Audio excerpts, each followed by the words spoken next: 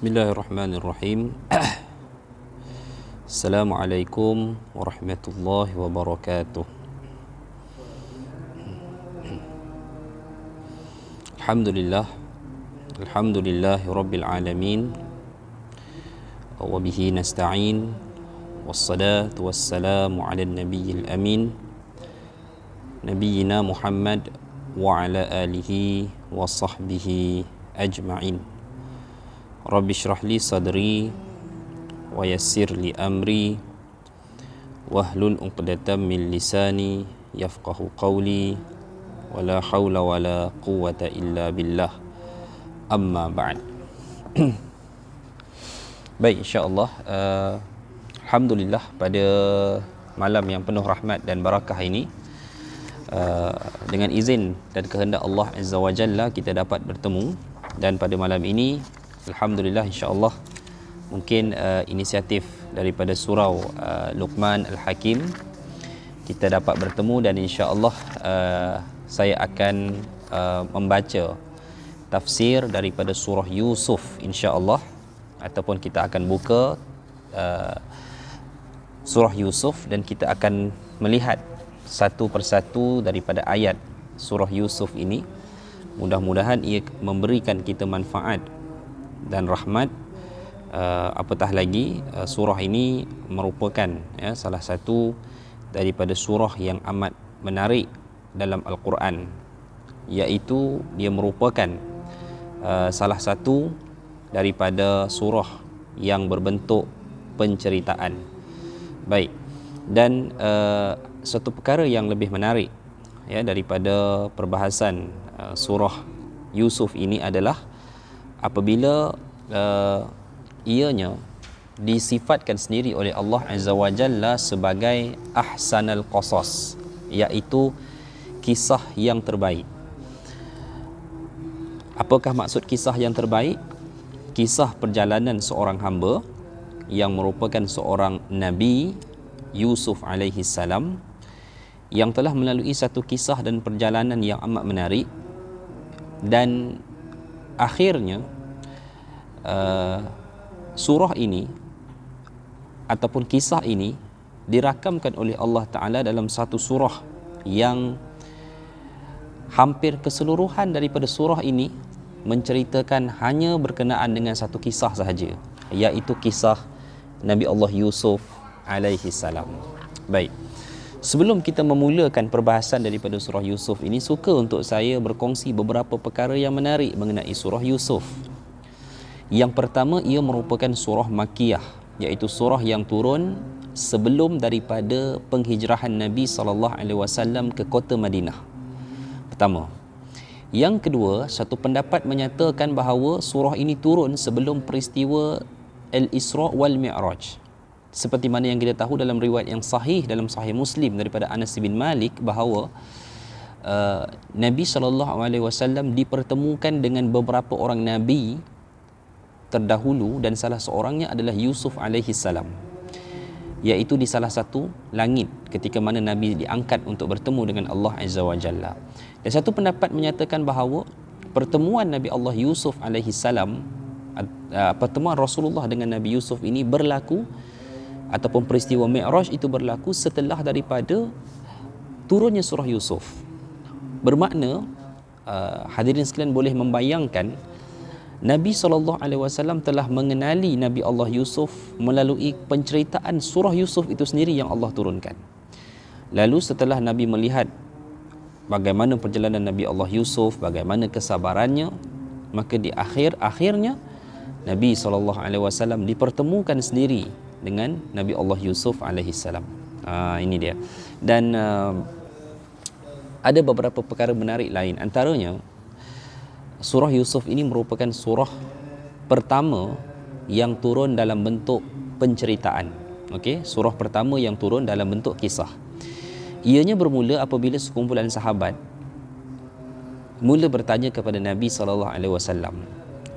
Mereka bertanya, "Ya Rasulullah, tidak adakah dalam Al-Quran ini kisah-kisah seperti mana yang kami dapati wujud dalam kitab terdahulu yang disampaikan oleh sebahagian Bani Israel?"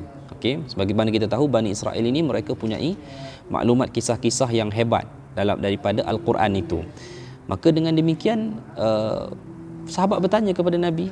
Okey, maaf, bukan Al-Quran, maknanya Bani Israel ini mereka bertemu dengan kisah-kisah dalam kitab-kitab terdahulu. Lalu mereka bertemu dengan Nabi SAW dan bertanya, tidak adakah antaranya Sa'ad bin Abi Waqqas bertanya, tidak adakah dalam Al-Quran ini kisah-kisah yang menarik? Lalu lantas Allah menurunkan kisah yang terbaik yang disifatkan sebagai ahsanul qasas, iaitu surah Yusuf. Baik, surah Yusuf yang turun dengan 111 ayat. Ia punyai persamaan dengan surah Bani Israel atau lebih dikenali sebagai surah Al-Isra, juga mengandungi 111 ayat. Sebahagian para ulama yang cuba mencungkil rahsia dan keistimewaan Al-Quran, mereka menyatakan alangkah indahnya Al-Quran ini apabila dua surah yang menceritakan tentang perjalanan Bani Israel secara khusus ianya diturunkan sebanyak 111 surah. Okey, 111 ayat. Baik. Dan kisah Nabi Allah Yusuf tidak terdapat dalam surah yang lain melainkan dalam surah Yusuf sahaja. Begitu juga dalam surah Yusuf tidak terdapat kisah Nabi lain melainkan kisah Nabi Allah Yusuf dan juga sedikit daripada coritan ayahnya, iaitu Nabi Allah Yaqub alaihi salam. Baik. Sebelum kita memulakan surah Yusuf, kita lihat kembali siapakah Nabi Allah Yusuf alaihi salam. Nabi SAW pernah menyatakan salil ataupun silsilah keturunan yang paling mulia, kata Nabi SAW. Siapakah keturunan itu? Nabi menyatakan Yusuf bin Yaqub bin Ishaq bin Ibrahim, kata Nabi. Dia ada satu Arab panggil salil. Salil ni garis keturunan lah yang direct ke empat generasi adalah Nabi yang mulia. Yusuf bin Yaqub bin Ishaq bin Ibrahim. Okey. Sebab kalau kita tengok Nabi Ismail, Yaqub, Ibrahim, Ismail. So selepas Ismail ada Nabi tak? Okey, selepas daripada Ismail tak ada Nabi. Okey, selepas daripada Ismail ada, tak silap saya, ada dalam 2 ataupun 3 keturunan Ismail yang mentadbir Mekah. Lepas tu mereka terlepas kota Mekah, sehinggalah keturunan Ismail yang bernama Qusay bin Kilab yang merupakan anak cucu kepada Quraisy mengambil alih Mekah, dan setelah berapa generasi barulah munculnya Nabi SAW. Baik. Jadi antara keistimewaan Nabi Allah Yusuf ini, Nabi SAW sendiri memuji akan garis keturunan dia, yang mana ia mencatatkan rekod 4 generasi berturut-turut merupakan Nabi yang mulia. Saya ulang, Yusuf bin Yaqub bin Ishaq bin Ibrahim. Jadi kita ketahui bahawa Yusuf merupakan salah seorang Nabi daripada kalangan Bani Israel. Okey, baik. Secara umumnya kita ketahui bahawa Nabi Ibrahim alaihissalam punyai 2 orang anak, Ismail dan adiknya Ishaq. So daripada Ishaq dapatlah anak bernama Yaqub. Okey, so Ishaq ni dalam Qasasul Anbiya, dalam Qasasul Anbiya lil Imam Ibn Katsir rahimahullah, disifatkan bahawa bahawa Nabi Ishaq ini punyai 2 anak. Okey, ada anak sulung yang bernama Aisyu dalam satu sebutan, dan anak yang kedua bernama Ishaq. Okey, anak yang sulung ini, Aisyu ini, dikatakan melahirkan keturunan bangsa Rom. Okey, dan Nabi SAW ada sebut tentang Bani Ishaq dalam salah satu daripada hadis akhir zaman, yang mana kata Nabi SAW ada satu kota yang mana sebahagiannya di darat, sebahagiannya di air. Kata Nabi SAW dalam Sahih Muslim, hal sami'tum bi madinatin janibu minha fil bar wa janibu minha fil bahar. Kata Nabi SAW, pernahkah kamu mendengar satu kota ataupun satu wilayah bandar yang mana sebahagiannya di atas darat dan sebahagiannya di atas air? Kata para sahabat, na'am, ya, mereka pernah dengar. Tapi mungkin sahabat tak pernah sampai, tapi mereka kata mereka pernah dengar.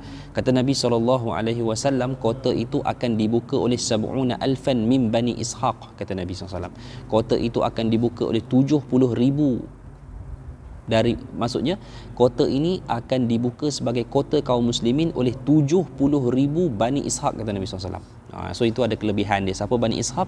Yang turun daripada anak pertama Ishaq bin Ibrahim. Adapun anak kedua Ishaq adalah Yaqub, yang mana akhirnya nama Yaqub ini ditukar kepada nama Israel ataupun hamba Tuhan.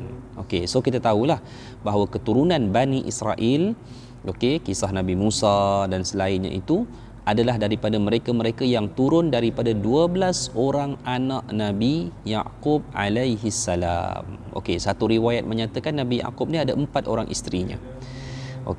Dan salah satu daripada isterinya itu melahirkan Yusuf dan seorang lagi yang diberi nama Bunyamin.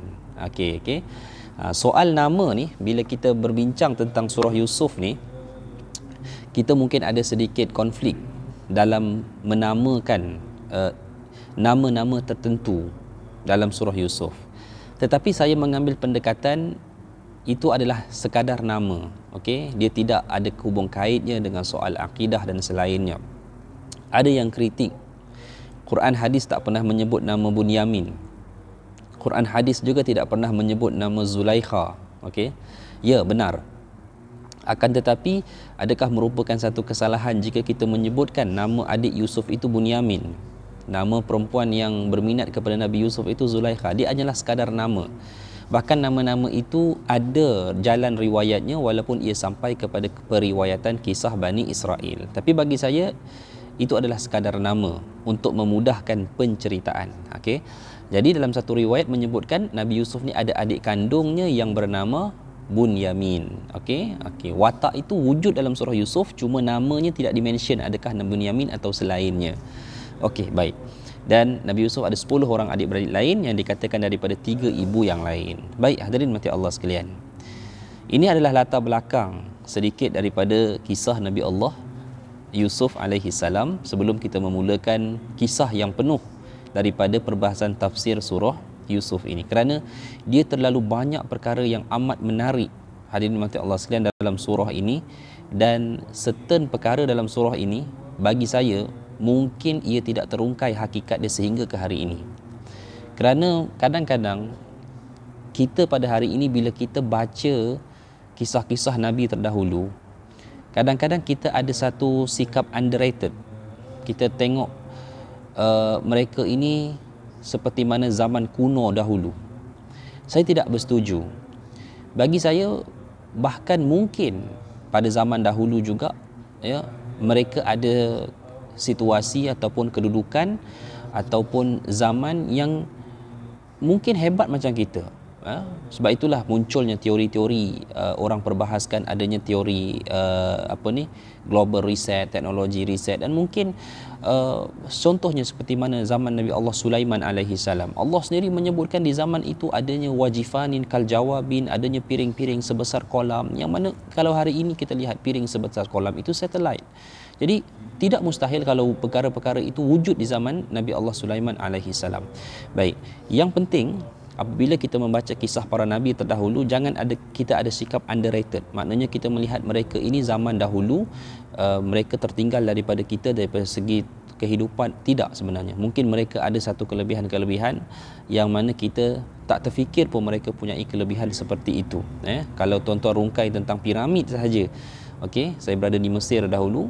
Piramid ini bukan sekadar tempat untuk menyimpan mayat, menyimpan mumia, tetapi para pengkaji menemui Egyptologis dipanggil kan, dia panggil guna nama Egypt tu. So mereka bertemu dengan macam-macam teknologi sebenarnya yang boleh dirungkai dan diperbahaskan daripada daripada penemuan, hasil penemuan itu. Hadirin mati Allah sekalian, di manakah kisah Nabi Allah Yusuf alaihi salam? Kisah ini dia berada pada dua tempat. Kalau kita buka untuk Atlas Surah Yusuf, kita buka Atlas dia akan ada dua wilayah. Pertama adalah wilayah Kan'an ataupun nama bagi Palestin lama. So Palestin lama-lama dia adalah wilayah Kan'an, ataupun lebih tepat keluarga Nabi Allah Yaqub alaihi salam ini kedudukan mereka itu berada di wilayah West Bank ataupun tebing barat, ataupun lebih tepat lagi adalah kota Al-Quds yang dalamnya terletak kompleks ibadah Baitul Maqdis pada hari ini. So itulah kita kata kampung asal Nabi Allah Yaqub alaihi salam. Okey, di situlah bermulanya kisah Bani Israel. Okey, so di situ juga kalau kita lihat adanya penempatan Hebron, Nabi Ibrahim, ada bandar-bandar besar, Ramallah apa semua, Jericho dalam kota wilayah tebing barat. So dia punya kawasan di situlah. Okey, kemudian fasa kedua dalam kisah Nabi Allah Yusuf ini, dia akan pergi ke kota Mesir. Okey, di bandar Mesir. Okey, so kenapa? Nanti kita akan lihat dalam kisah ini insya-Allah. Baik, bismillahirrahmanirrahim. Kita mulakan ayat pertama. Alif Lam Ra, tilka ayatul kitabil mubin. Alif Lam Ra. Allah menyatakan tilka ayatul kitabil mubin. Itulah ayat Alkitab yang mubin, yang nyata. Baik, Allah menyatakan tilka. Tilka dalam bahasa Arab merupakan ismul isyarah, kata tunjuk yang menunjukkan lil ba'id, untuk jauh. Okey. Kenapa Allah tidak menyatakan hadhihi ayatul kitab, inilah ayat Alkitab yang nyata, tetapi Allah menyatakan tilka. Dan dalam banyak ayat, contoh Alif Lam Mim, dalikal kitabu. Dalika menunjukkan itu, bukan ini. Lil ba'id, untuk benda jauh. Mengapa? Okey, satu pendapat menyatakan bahawa ayat-ayat Al-Quran ini, okey, antara tujuan penurunannya juga Allah nak turunkan kepada empire besar. Okay, sebab tu bila kita berbicara tentang Islam, tentang Al-Quran, dia tidak selama-lamanya bicara individu. Dia adalah bicara-bicara yang besar. Ketika mana Nabi SAW mengutuskan surat kepada Raja Hercules, Herakl, min azimar Rum, kata Nabi, orang yang diangkat, orang yang mulia di kalangan orang Rom. Nabi SAW juga menulis ataupun mengutuskan kepadanya ayat Al-Quran. Okey, kenapa dikatakan itulah ayat? Sebagai satu mesej isyarat kepada dua empire besar yang ada di zaman Nabi, iaitu Empire Rom dan juga Empire Farsi. Okey, Empire Farsi dipanggil sebagai kerajaan Sasanik, Empire Rom dipanggil sebagai kerajaan Byzantium. Okey, Rom itu adalah Eastern Roman Empire. Kedua-dua ni, Sasanik di mana? Farsi di Iraq, di Iran. Rom pada masa itu pusat pemerintahannya adalah di kota Istanbul. Okey, kota Istanbul. Tetapi pada masa yang sama mereka juga menguasai wilayah Palestin, nama-lamanya adalah Ilya ataupun Baitul Maqdis di zaman Nabi, di bawah tatanan Rom. Okey, baik. Jadi dua empire ni location dia berada berjauhan dengan kota Mekah. So, bila ayat ni turun, bila ayat ni sampai kepada mereka, mereka akan baca itulah ayat Alkitab yang nyata. Maksudnya itulah menunjukkan jauh. Itulah ayat. Ayat tu di mana? Ayat tu berada di kota Mekah ataupun semenanjung tanah Arab. Ini keindahan bahasa Al-Quran yang Allah Azza wa Jalla turunkan. Setiap daripada kalimah yang Allah Azza wa Jalla turunkan itu, ianya tidak diturunkan secara sia-sia ataupun saja-saja sahaja. Allah nak menggunakan satu-satu perkataan tersebut. Okey? Okey, baik. Okey, saya tengok. Oh, maaf, saya tengok komen. Ada. Okey, saya ada soalan. Kita ada soalan. Okey, kita teruskan. Baik. Inna anzalnahu Qur'anan Arabiyyan la'allakum ta'qilun. Okey. Sesungguhnya kami telah menurunkannya, iaitu Al-Quran itu, Qur'anan, Quran Arabiyyan, dalam bahasa Arab. Okey, dalam bahasa Arab. Okey, baik. Tu Quran ni dia tak boleh, macam mana pun Quran tidak boleh dialih bahasa. Dia boleh hanya ada terjemahan sahaja. Seperti mana di UAE, kawan baik kepada Israel pada hari ini, mereka mewujudkan Al-Quran dalam bahasa Hebrew. Okey. Dia bukan terjemahan. Dia cetak Quran tu, Quran, naskah Quran sebiji itu, Tak ada satu bahasa Arab. Semua, maknanya Fatihah ayat pertama Bismillah sampai ayat ke-7 Waladdallin tu tak ada yang Arab. Semuanya ditukar direct dalam bahasa Hebrew.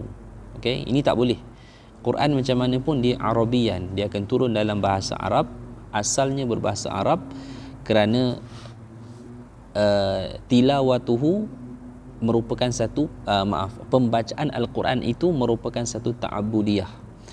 Okey, dia tak sama macam kita duduk kita baca yang bahasa Melayu. Ini adalah ayat-ayat kitab Al-Quran yang nyata dari Allah. Dia tak sama. Seperti mana kita membaca ayat dia sendiri yang turun. Beza dengan hadis. Hadis kalau tuan-tuan baca terjemahannya sahaja pun tuan-tuan boleh dapat pahala yang sebab hadis ni dia berbeza. Sebab hadis ni dia perkataan Nabi, sedangkan Al-Quran ini satu kalamullah yang kita tak boleh ubah walaupun satu huruf. Okey. Baik. Diturunkan dalam bahasa Arab, la'allakum ta'qilun, moga-moga kamu ini berfikir. Okey. So kenapa Al-Quran dalam bahasa Arab? Panjang sangat perbahasan dia, terlalu panjang. Apakah keistimewaan sebenarnya Al-Quran itu Allah pilih dia turun dalam bahasa Arab?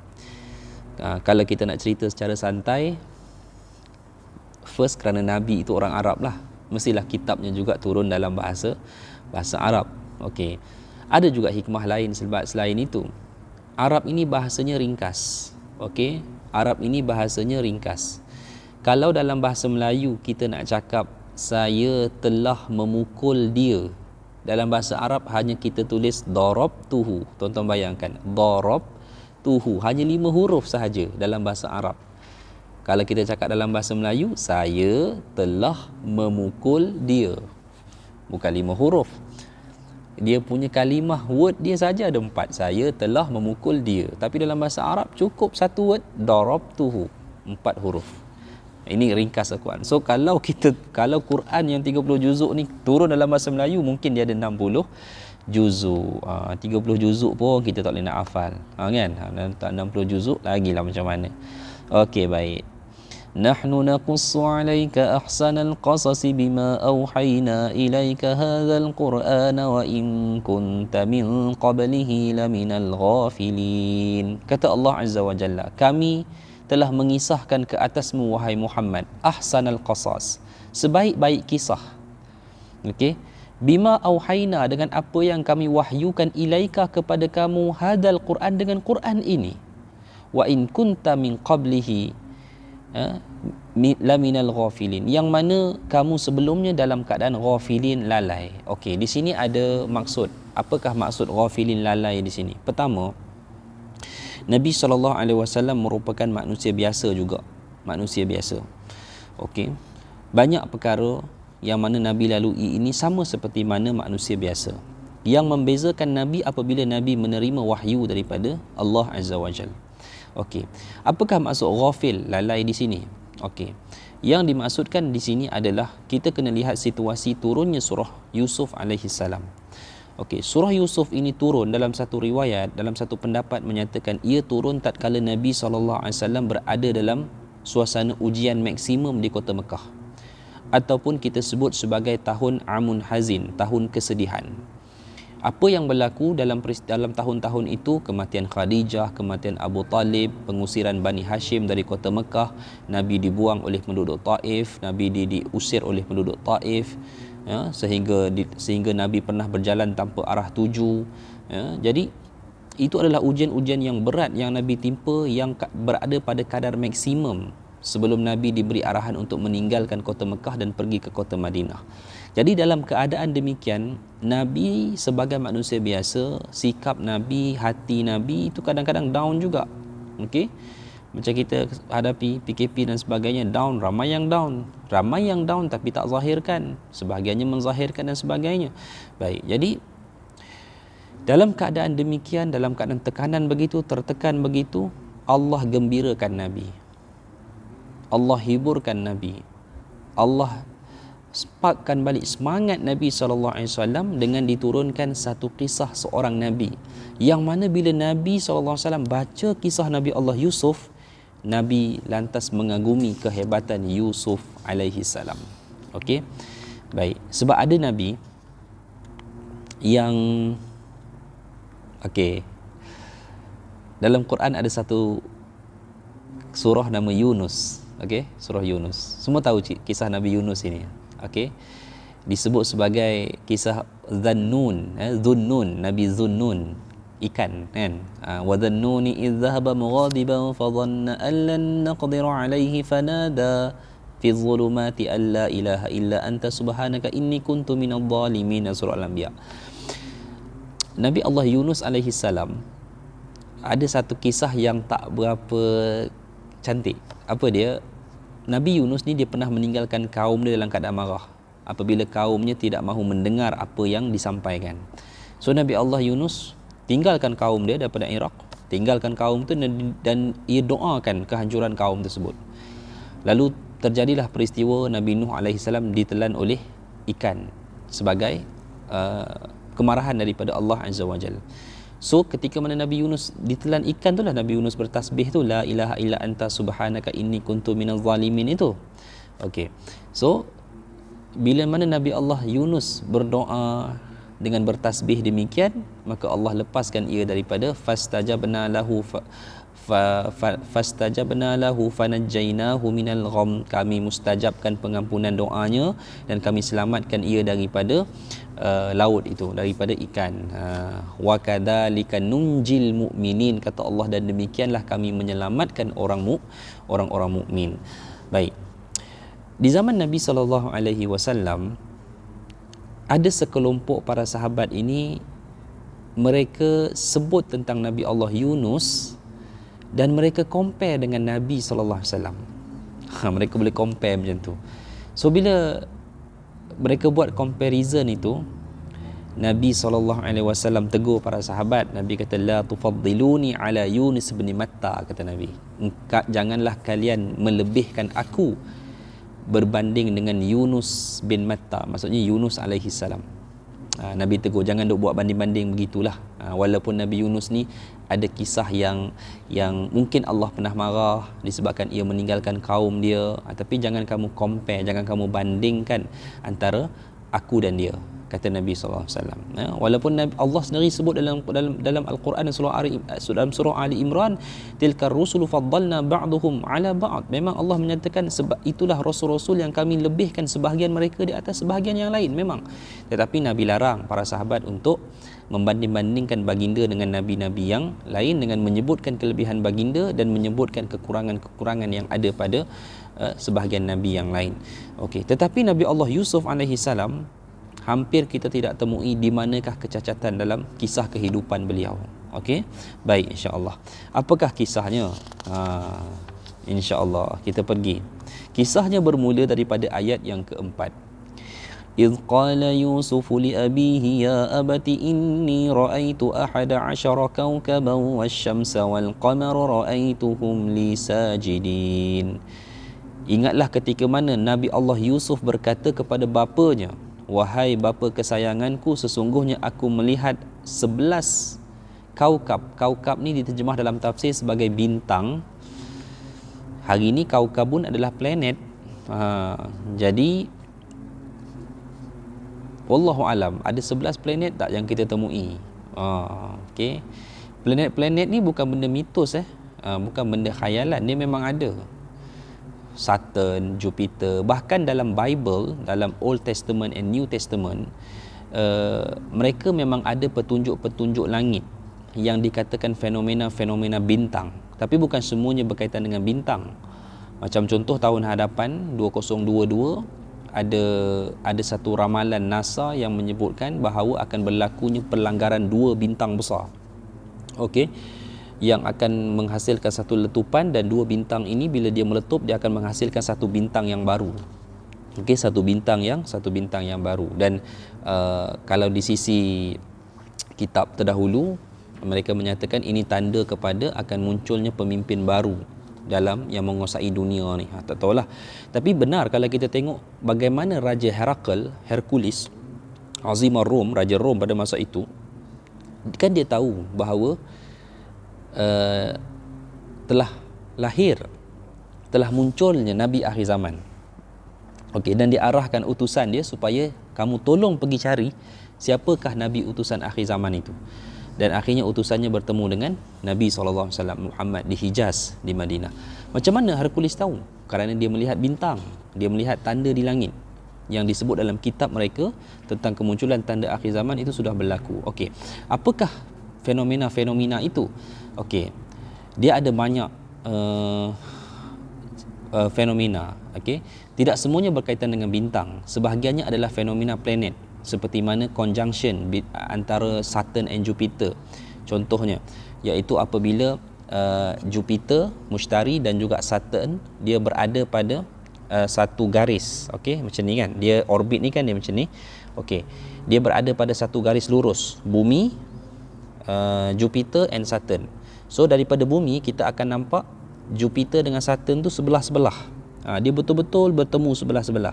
Yang berlaku seperti mana berlaku pada Disember 2020 tahun lepas, 21 Disember, yang mana Planetarium Negara pun buat cerapan secara live di FB dia. Okey. Itu antara fenomena bintang yang ada di sisi orang Kristian. So fenomena tu dipanggil Star of Bethlehem. Saya pun tak tahu, saya pun tak mengkaji sangat, tetapi di sisi mereka dia merupakan signs kepada the second coming of Jesus. Wallahu alam. Tapi kita tak boleh nafikan, memang di sisi mereka fenomena-fenomena langit, fenomena bintang dan juga planet ini memang merupakan sains-sains yang pernah wujud dalam kitab mereka secara wahyu. Okey, baik. Apa yang dilihat oleh Nabi Allah Yusuf AS, cerita yang tu panjang lagi. Saya tak nak ceritakan di sini. Okey, nanti jadi lanjut sangat kisah kita. Okey. Apa yang diceritakan oleh Nabi Allah Yusuf AS, aku melihat 11 planet, wasyamsa matahari, wal qamar dan juga bintang dan juga bulan, ra'aituhum li sajidin. Aku melihat kesemuanya itu sujud kepada aku. Okey. Nabi Yusuf ceritakan kepada ayahnya Nabi Yaqub alaihi salam. Kata Nabi Allah Yaqub, qala ya bunayya la taqsus ru'yaka ala ikhwatika fayakidu laka kaida innasyaitana lil insani aduwwum mubin. Wahai anak kesayanganku, janganlah engkau ceritakan ru'yaka, mimpi kamu ini, ke atas saudara-saudaramu yang lain, adik-beradik kamu. Fayakidu laka kaida, nescaya mereka akan mengadakan satu onar, satu anaya terhadap kamu. Okey, macam mana Nabi Allah Yaqub tahu? Ada dua sebab. Pertama, dia seorang Nabi. Yang kedua, kerana dia seorang ayah. Okey, sampai Nabi Yaqub mengingatkan, inna syaitana lil insani aduwwum mubin. Syaitan ini bagi insan merupakan, bagi manusia merupakan musuh yang nyata. Hadirin mati Allah sekalian, apa yang kita nak lihat di sini?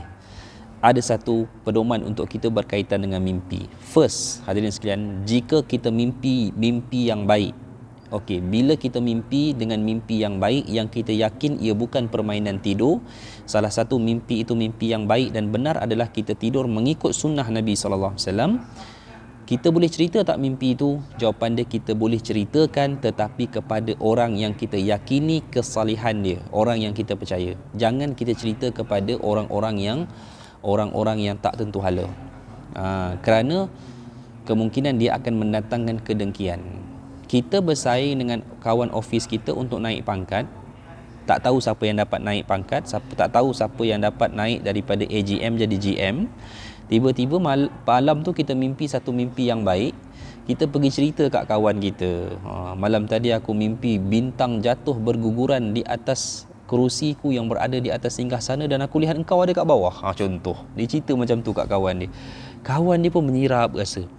Mungkin mimpi dia ni memberi alamat bahawa dia yang akan dapat jawatan ni. So itu memungkinkan rakan dia tadi mengadakan penganiayaan untuk mengelak daripada hal tersebut, mana dia nak jawatan tersebut. Okey, sebab tu mimpi yang baik ni kita tak boleh nak cerita pada sebahagian orang. Ceritalah kepada orang yang kita yakini kesalihan dia dan kita percaya. Baik, ada pun mimpi buruk, apa nak buat? Sedar, istighfar dan tak perlu cerita kepada sesiapa. Itu saja, simpan saja.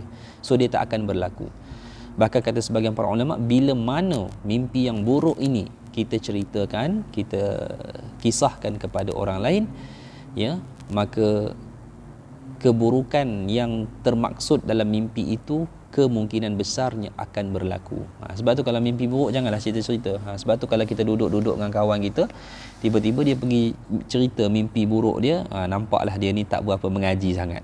Jadi dia tidak tahu dia punya adab sunnah dia dalam menghadapi mimpi yang buruk. Mimpi yang baik ya. Bahkan dalam Sahihul Bukhari memang ada satu bab yang mana bab menceritakan bab Nabi SAW mentakwil mimpi para sahabat ya, setelah solat subuh. Maknanya setelah solat subuh Nabi paling kepada sahabat, Nabi tanya kepada para sahabat, sesiapa yang ada mimpi yang mana aku boleh tafsirkan. Dan sudah pasti apa yang Nabi SAW tanyakan itu adalah mimpi-mimpi yang baik, bukan mimpi-mimpi yang buruk. Baik, insyaAllah. Okey. Nabi Allah Yusuf diingatkan oleh ayahnya, wa kadzalika yajtabika rabbuka wa yu'allimuka min ta'wilil ahadits wa yutimmu ni'matahu 'alaika wa 'ala ali yaqub kama atammaha 'ala abawayka min qablu Ibrahim wa Ishaq inna rabbaka 'alimun hakim. Kata Allah Azza wa Jalla, okey, dan demikianlah Tuhanmu telah memilih kamu untuk menjadi Nabi. Nabi Yaqub sudah tahu. Dan dia mengajarkan kepadamu sebahagian daripada ilmu untuk mentadbir mimpi. Dan ini sangat berfungsi kepada situasi Nabi Yusuf dalam penjara nanti. Dan ia, yakni Allah menyempurnakan nikmatnya kepadamu dan kepada seluruh keluarga Yaqub. Sebagaimana dia telah menyempurnakan nikmatnya kepada dua orang bapamu sebelummu, iaitu Ibrahim dan Ishaq. Sesungguhnya Tuhanmu maha mengetahui lagi maha bijaksana. Baik, hadirin mati Allah sekalian. Okey. Kita tak lanjutkanlah. Okey. Kita berhenti dulu di sini kerana kita pun dah nak masuk Isyak. Okey, setakat awal daripada pembukaan kisah Nabi Allah Yusuf alaihi salam, kita mendapati bahawa terdapat antara Nabi yang memang Allah pilih, di mana Allah beri ia kelebihan. Apa kelebihan dia? Ia melalui kisah yang sangat mencabar, dan kisahnya itu menjadi pedoman kepada Nabi-Nabi yang lain selepasnya. Dan ada di kalangan hamba Allah ni yang Allah pilih tidak berlaku kecelaan di atas kehidupan dia. Ini boleh terjadi seperti mana Nabi Allah Yusuf alaihi salam. Kita tak pernah dengar ada kisah buruk yang dilakukan oleh Nabi Allah Yusuf alaihi salam. Memang tak ada. Okey, itu satu nikmat yang besar yang Allah beri. Walaupun Nabi Allah Yusuf menerima beberapa ujian yang sebahagian Nabi lain tidak terima. Hatta Rasulullah SAW sendiri pun mengakui bahawa terdapat sebahagian ujian yang dilalui oleh Nabi Allah Yusuf alaihi salam yang aku tidak melaluinya, dan aku amat bersyukurlah, maknanya Allah tidak menguji Nabi SAW dengan ujian seperti mana Nabi Allah Yusuf alaihi salam. Baik, insya-Allah hadirin mati Allah sekalian, insya-Allah lah, jika kita ada sambungannya nanti, mungkin ada sambungan kot. Okey, insya-Allah kita akan melanjutkan kisah ini. Okey, yang mana Allah sendiri menyatakan dalam ayat yang ke-7, laqad kana fi yusufa wa ikhwatihi ayatul lisailin. Sesungguhnya pada Yusuf itu dan juga saudara-saudaranya adanya tanda-tanda ataupun ayat, petunjuk-petunjuk lisailin bagi orang yang bertanya. So siapa yang bertanya? Okey, lisailin ni bagi orang-orang yang bertanya ni khusus adalah pada para sahabat lah. Para sahabat yang bertanya kepada Nabi SAW. Kan para sahabat sendiri nak daripada Al-Quran itu kisah-kisah yang menarik. Maka dengan demikianlah Allah turunkan surah Yusuf, dan Allah sendiri mention pada Yusuf dan juga saudara-saudaranya itu adanya tanda-tanda bagi orang yang bertanya. Iz qalu la Yusuf wa akhuhu ahabbu ila abina minna wa nahnu usbah inna abana la fi dhalalin mubin. Ketika mana telah berkata adik-beradik Yusuf bahawa Yusuf dan saudaranya Bunyamin ini, ya, kami lihat ayah kami ni Yaqub lebih sayang mereka berdua berbanding dengan kita. Sedangkan wa nahnu usbah, sedangkan kita ni adalah satu kelompok yang lebih ramai, yang lebih kuat. Kita 10 orang, adik-beradik Yusuf yang lain kata.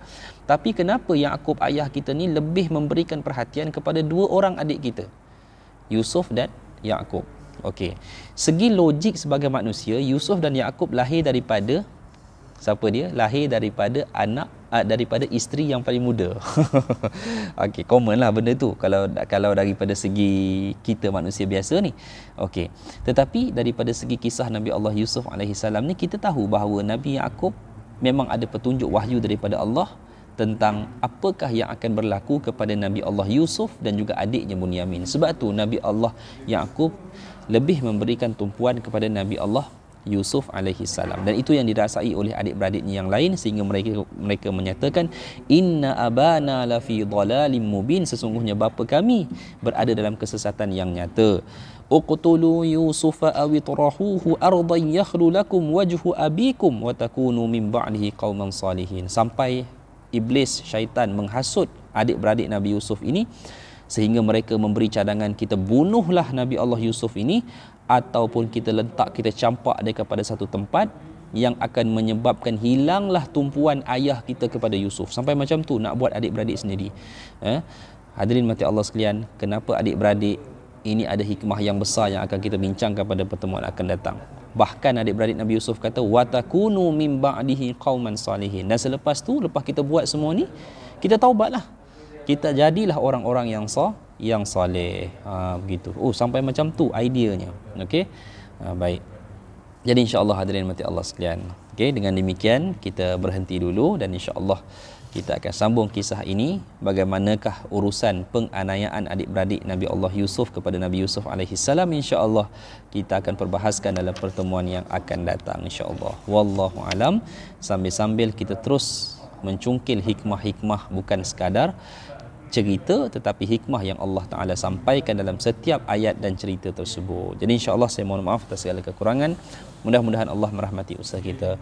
Wallahu alam. Aqulu qawli hadza wa astaghfirullah. Assalamualaikum warahmatullahi wabarakatuh.